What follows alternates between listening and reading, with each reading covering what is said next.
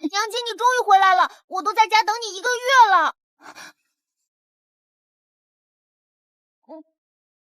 儿子在家，那我手里牵着的是谁？儿啊，你乖乖在家等娘，娘去人间一趟，马上就回来啊！放心吧，娘亲。哪知我前脚刚走，后脚就在人间看见了他。咦，臭小子，不是答应娘会好好待在山谷吗？怎么偷偷跟着跑出来了？饿了，等着。记着，别乱跑啊，把气息藏住了。这里有很多抓小孩的妖怪。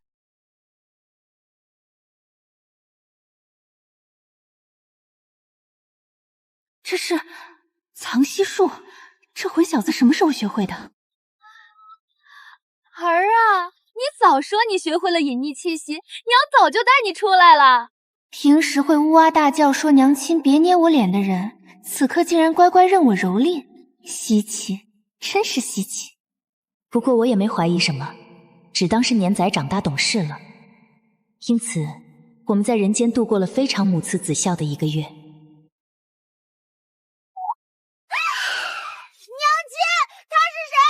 你合着给我生了个弟弟？胡说什么？娘才出去1个月，怎么可能生这么大的弟弟给你？那他怎么长得和我一模一样？这位小友，你变成我儿子的模样跟在我身边，有何贵干？我没有变，且那日是你先喊我的。你怎么乱认娘？这是我娘亲，你自己娘亲呢？我没有娘亲。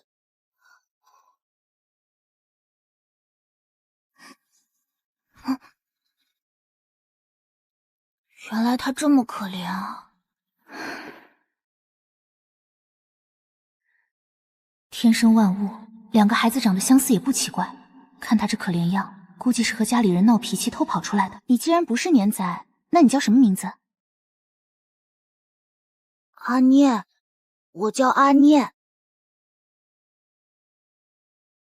阿念只告诉了我他的名字，对于自己的来处却怎么问都不说。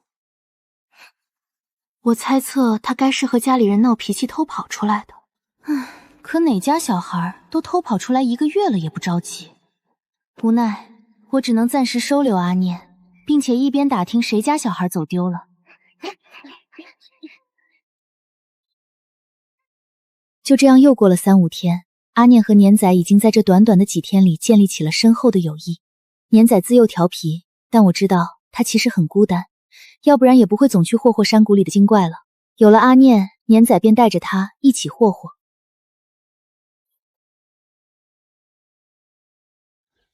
如何？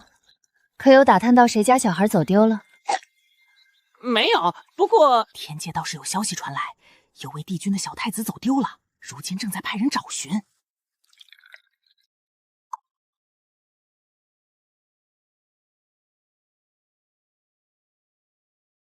阿念只告诉了我他的名字，对于自己的来处却怎么问都不说。我猜测他该是和家里人闹脾气偷跑出来的。可哪家小孩都偷跑出来1个月了也不着急。无奈我只能暂时收留阿念，并且一边打听谁家小孩走丢了。就这样又过了3、5天，阿念和年仔已经在这短短的几天里建立起了深厚的友谊。年仔自幼调皮，但我知道他其实很孤单，要不然也不会总去霍霍山谷里的精怪了。有了阿念，年仔便带着他一起霍霍。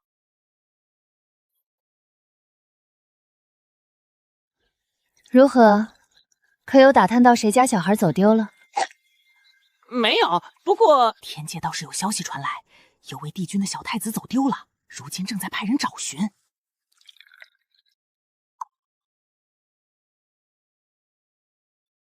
应是太久没听到关于天界的消息了，我竟下意识就想到了他。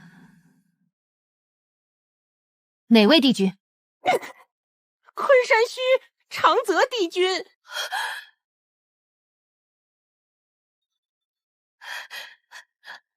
什么？我早该想到的，在这个世上，能和年仔长得一模一样的，除了凑巧，那便是当初我诞下的另一颗龙蛋。原以为这辈子都没法再见对方，没想到我这随手一捡，竟然就这样捡到了我在这世上的另一个孩子。娘亲！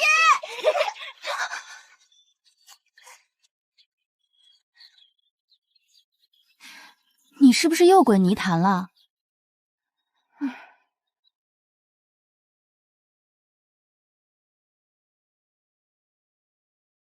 娘亲，你给阿念也擦擦呗。年仔不说，我也会给他擦的。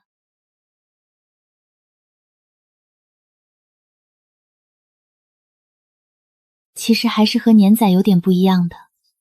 年仔的眉眼像长泽，阿念的更像我。我就说嘛，当初把年仔孵出来的时候，我还有点气呢。我生的孩子凭什么像那个负心汉？原来像我的那个在这儿啊！也不知道长泽怎么养孩子的，他自己就冷得像座冰山，如今养个阿念也这般少年老成。谢谢石英姨姨，要是我娘亲还在就好了。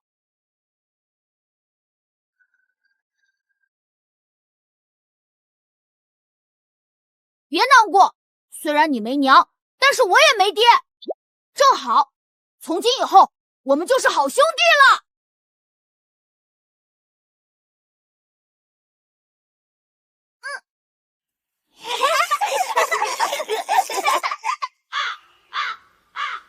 这两个小人儿是要当场结拜吗？好了好了，臭小子别闹了，我有话说。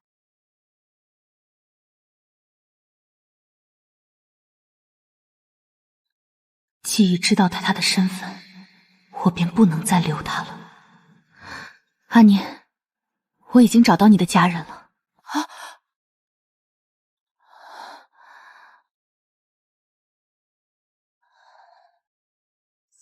什么？那阿念不是要走了？年仔，阿念的家人在找他，若是他不回去，对方该多担忧。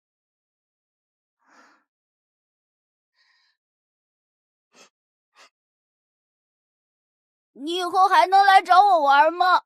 当然，我有空就会来找你的。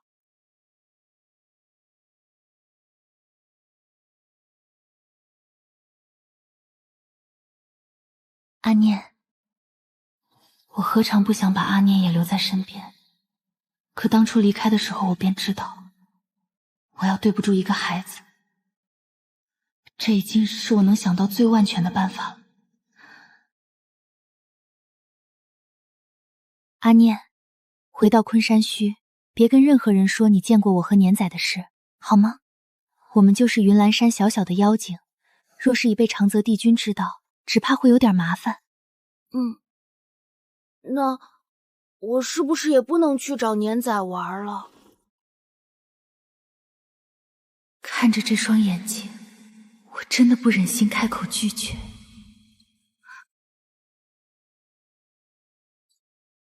这么多年，这里倒是一点变化也没有。好了，我便送你到这里了。阿念，父王，这位神界最宅帝君怎么今天亲自跑到大门口来堵人了？他以前不是在修炼，就是在闭关，甚少踏出昆山虚仙门。不过他倒是没怎么变，偏生长了张迷惑人的清冷神眼，让人心生觊觎的同时，又不敢针对他做出些什么。我当初那也是猪油蒙了心，成了摘着高岭之花的第一人，但后果嘛，也众所周知，带桥跑路了呗。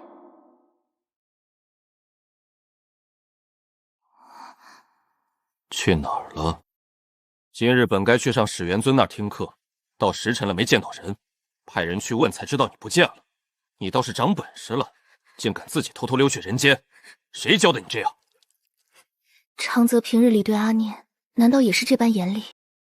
不该啊，他向来公私分明，严苛有度，难不成是因为阿念长得像我？他把当初在我身上受的气都撒在了阿念身上。好个狗东西！早知道当初一颗蛋也不该给他留。小殿下回来了。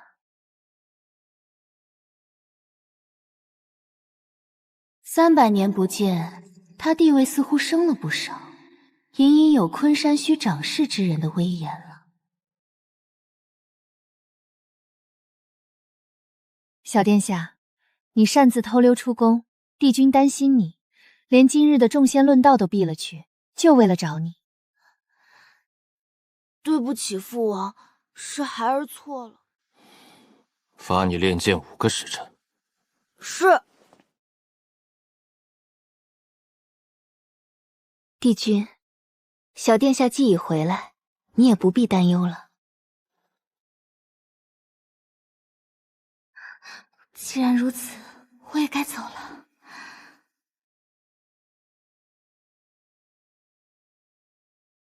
等等，原以为神思全在阿念身上的人不会注意到我，没想到你是何人？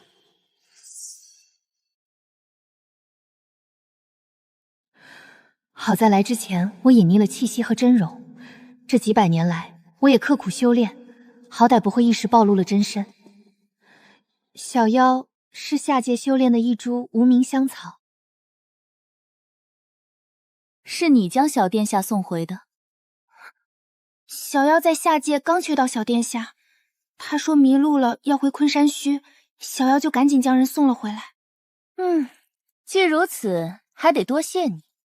你可知你遇到的是长泽帝君的小殿下？扶摇还是当年那副高高在上的姿态。小妖惶恐。你走吧。要的就是他这句话。等等，你刚刚说你是哪座山上？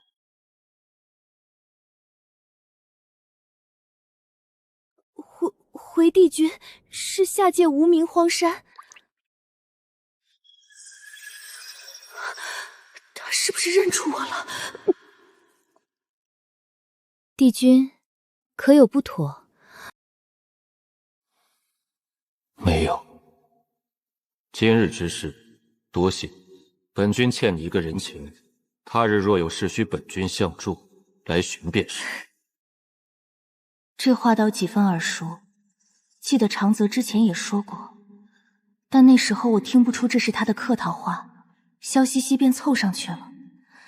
后来想想，自己当真是年少无知。不敢，小妖不敢。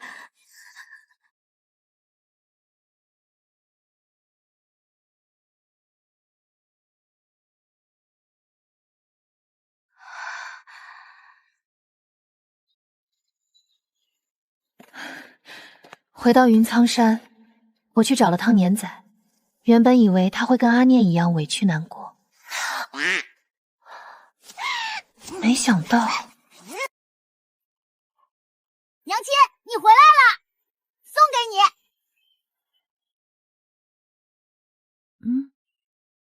你怎么不难过了？嗨，这有什么？有缘自会再见。这么坦然，他肯定是在强撑。好不容易遇见个合得来的小伙伴，心中伤心是肯定的。他不表露出来，可能是怕我愧疚。年仔，是娘亲对不住你，下次娘带你去人间玩好不好？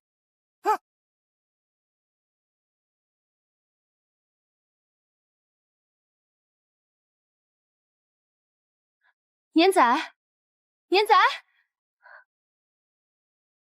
娘亲，我去找阿念玩了。勿念。我还说年仔回来之后懂事变乖了，原来这个臭小子在这里等着我呢。可年仔不比我法术精通，万一他在路上遇到仙界的人怎么办？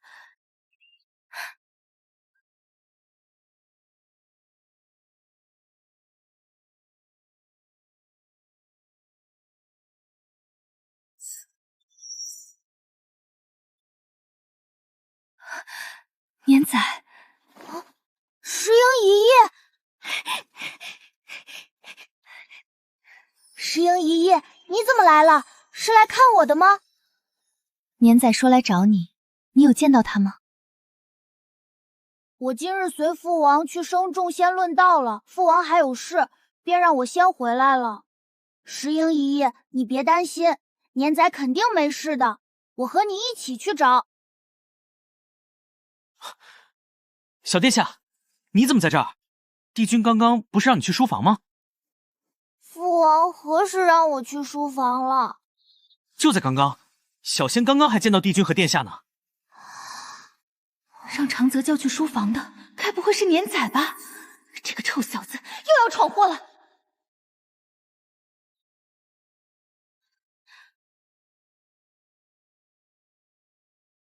昨日教你的心法，可背熟了？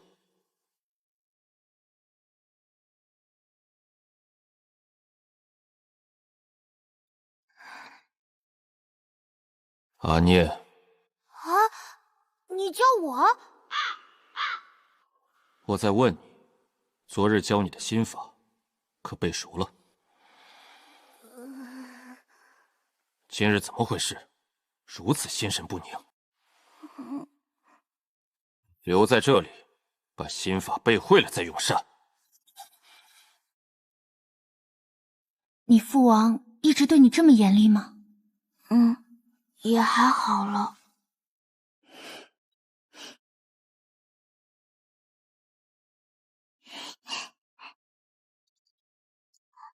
你这是干什么？我怕被人看见。放心吧，这个时候你父王正是处理公务的时候，书房一般不让人靠近，你也不必担心。石英姨姨，你怎么对我父王这么了解？那什么，听说的，快进去吧。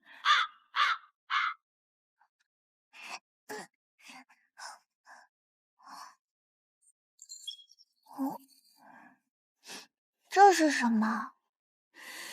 年仔！娘亲！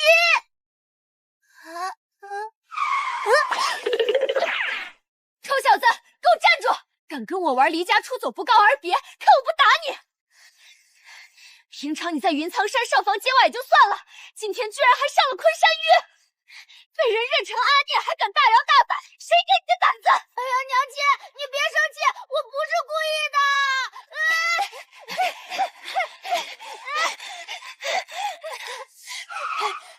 阿念，快救我！今天天王老子来了都救不了你。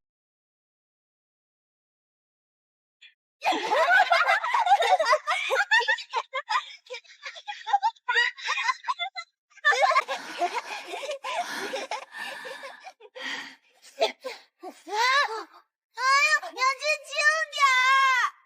让我轻点儿，那是不可能的。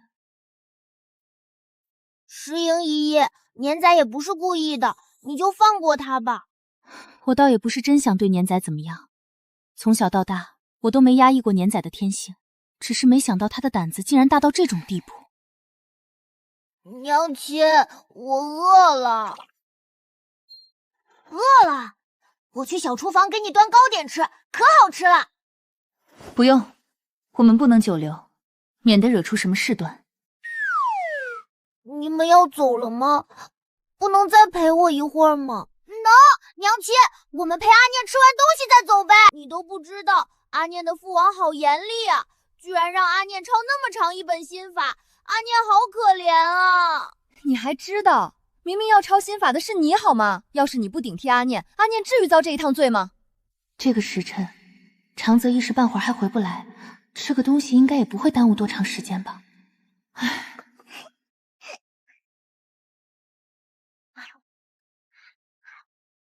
娘亲，你也吃。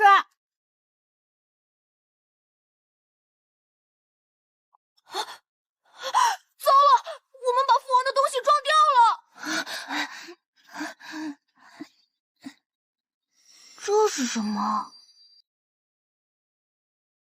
哦，娘亲，这画上的人和你好像啊！还真是，画像上的人正是当初我在昆山虚时的装扮模样。还真是。不过，石英姨姨，你的画像怎么会在我父王的盒子里？娘亲，这是怎么一回事？我怎么知道？再说你们怎么确定这就是我？天底下相似的人那么多，看看你和阿念不就是吗？这不是我，你们认错了。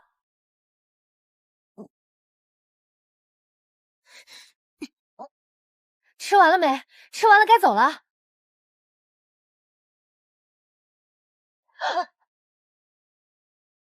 帝君可在？糟了，来人是扶摇，怎么办？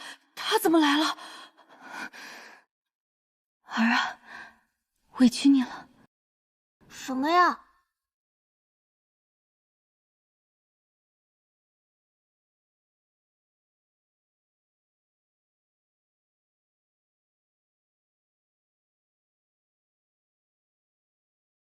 放肆！你是哪宫的仙娥，竟然随意进入帝君宫殿？是我让他进来的。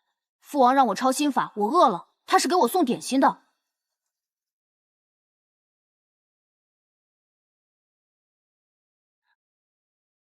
扶摇姑姑，你找父王有什么事吗？父王不在。也没什么事，不过是蓬莱仙界送来了几匹瑞兽，请帝君过去看看而已。帝君既然不在，那我稍后再来。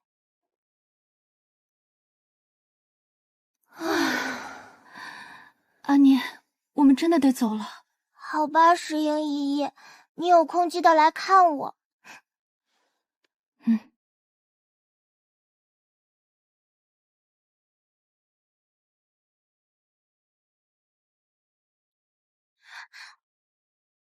娘亲，我能不能出来了？可安分点吧你！你知不知道今天差点闹出了大事？果然是妖，这下我看你往哪里逃！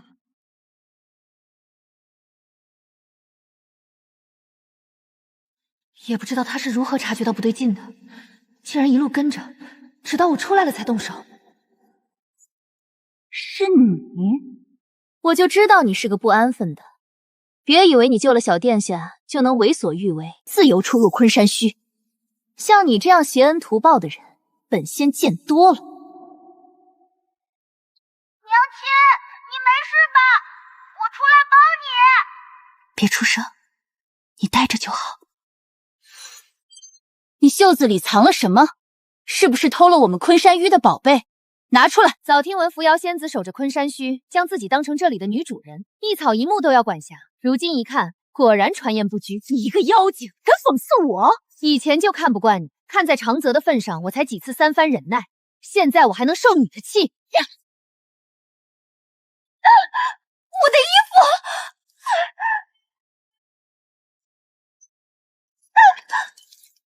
你这些年当真是养尊处优惯了，竟然半点长进都没有。哼！何人敢在昆山虚撒野？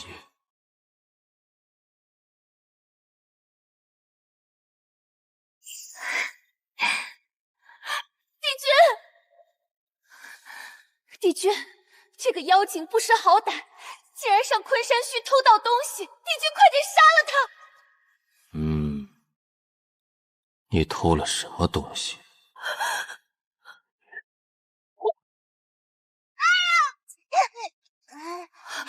小殿下，你不是阿念。不许欺负我娘亲！别伤害他们！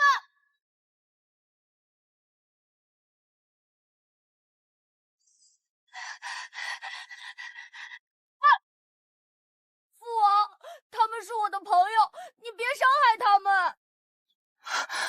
怎么会有2个小殿下？完了完了，长泽肯定要认出我来了。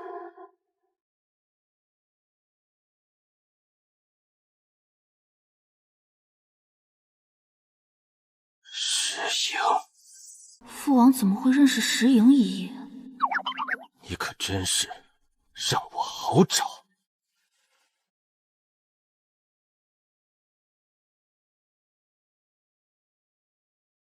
负心汉竟敢伤我！儿子，快跑！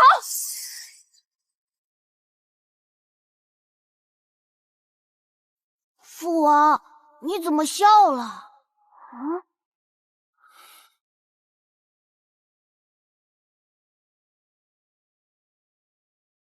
娘亲，你没事吧？都怪我让你受伤了。没事，娘亲顶多就是受点小伤，休息2天就好了。一转眼，曾经香香软软的小人儿，如今也变成了能闯祸的混血魔王了。娘亲，今日伤你的人是阿念的父王，你认识他吗？这要说不认识，不太可能。年仔虽然年纪小，但脑子没问题。但我还不想让他现在知道我和长泽的过往。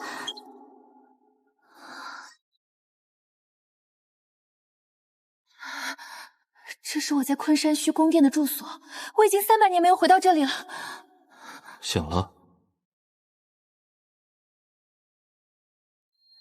这个男人还和300年前初次相识时一样。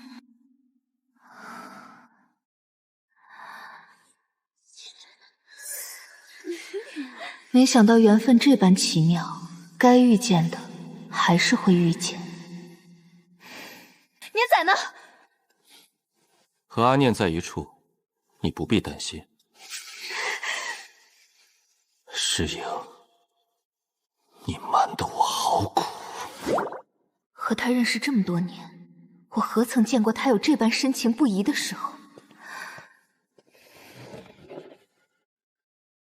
这么多年，你丢下我和阿念，当真狠心。长泽帝君难道不知为何吗？曾经我心悦于你，只会在你面前乖巧讨好，甜言蜜语。可你又是怎么对我的？当初你去东海灵州降服妖兽，受伤后不小心坠落我家仙山，我救下你，让你以身相许，你答应了。可将我带回昆山区后，你却冷落我。任由我被福原和其他仙人欺凌嘲讽，也未替我出头半句。我也不是死缠烂打之人。当初之所以要你留下，不过是千百年来我独自一人生活，觉得孤单寂寞，想找个人作伴。若是你不愿意娶我，直说便是，我也不会应携救命之恩让你报答。可你娶了我，又护不住我，还害我受苦受委屈，这怎么能让我释怀？偏偏我提出和离，你又不肯。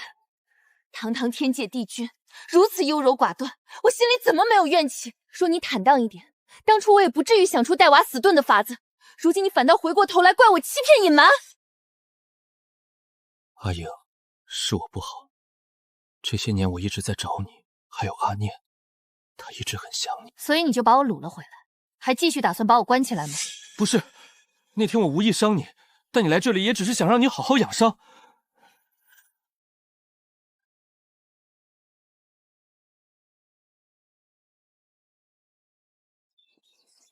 年仔云不知道又跑去了哪里。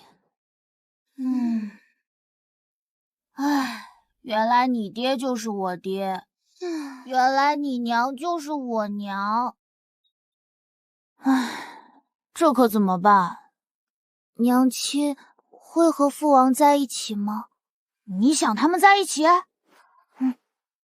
可我更想娘亲开心。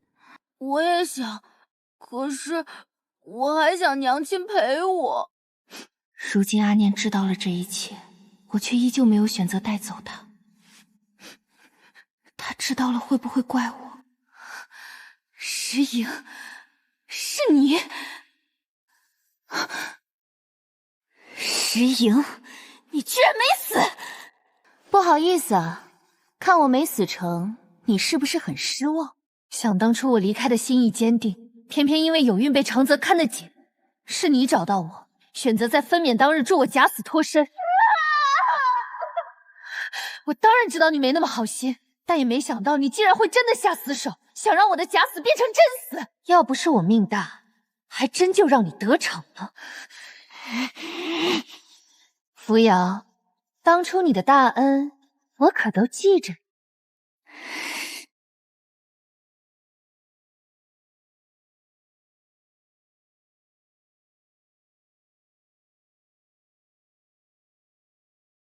我对长泽没有留恋之心，唯独阿念，我有心想和他说对不起，但说得多只会更加不舍。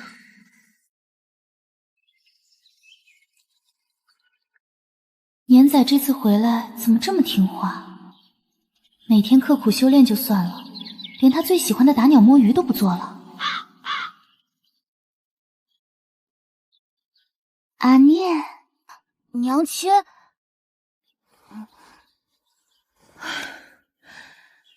你真是被带坏了，居然也跟年仔一样，两个人互换身份，真是胡闹。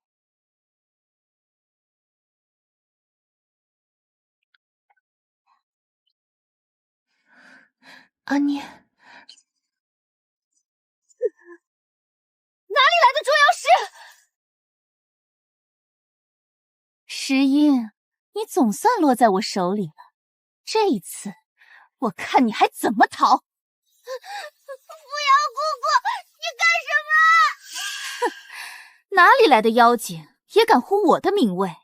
小子，别以为你娘生下了你，帝君就会承认你的存在。上，杀了他和那个杂种！娘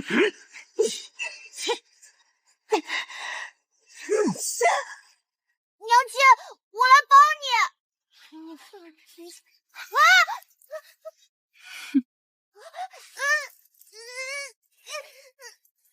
扶摇，你对我动手就罢了，他可是长泽的孩子。当初若不是你命大，你觉得你能生下他们？还有你给帝君留下的这个小杂种，要不是帝君日夜守护孵化，我早送他去见阎王了。一个杂种也配染指帝君？你说谁是杂种？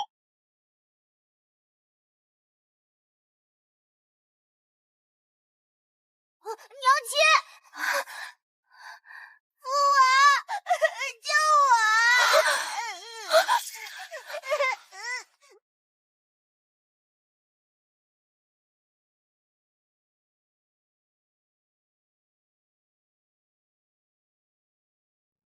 阿念，你好的差不多了，我也该走了。娘亲，你别走，我想和娘亲在一起。娘亲，是不是我哪里做的不够好，娘亲才会丢下我，不喜欢我？既然现在长泽已经发现了我的存在，也没什么好怕的。我今天就要带走阿念，我要带走阿念。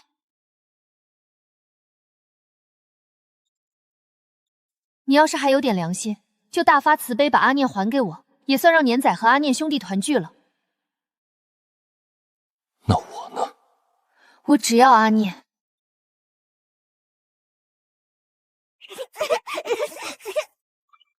南边妖兽横行的山谷里死了一个仙姬，听说那仙姬是从昆山虚被贬下去的。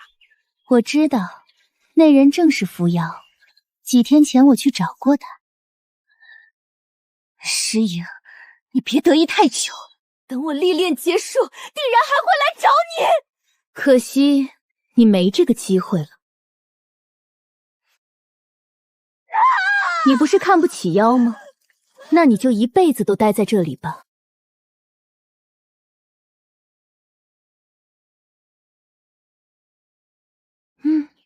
还有呢？哦，还有谷外的长泽帝君，说自己又新学了几道菜，问能不能让年仔和阿念出去吃饭。